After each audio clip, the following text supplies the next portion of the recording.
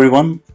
Welcome to the fifth podcast in the series. I have Mr. Praveen P.R. Praveen is leading our architecture team at NJC. Hello, Praveen. Welcome to the podcast. Hi, Bejoy. Thank you. Yeah, let's start talking about some of the fundamental topics like machine learning, LLMs. So I hear a lot of my lot of people I speak to. I see them contradicting the basic concepts of LLM versus ML. So maybe we'll just start with that. So how do you explain to the audience, like, what's the difference in? Both are same in one way because both are looking for patterns. But the difference is that the LLM looks for patterns in the words and ML looks for patterns in the numbers. Right? So LLM is trained with large amount of data that are text in paragraphs.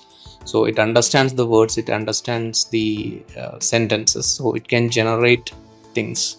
So basically it reads the patterns and knows how to apply it. Now that's the same thing if you use numbers, and that's where ML comes in. And LLM cannot do that. LLM can only deal with the text and prediction based on the text.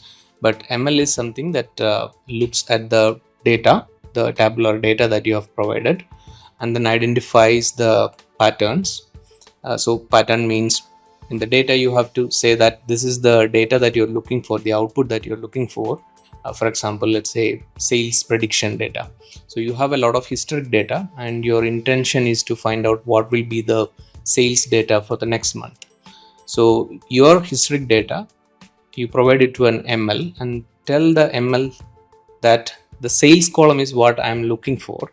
And I think these are the input features that I think is affecting the prediction.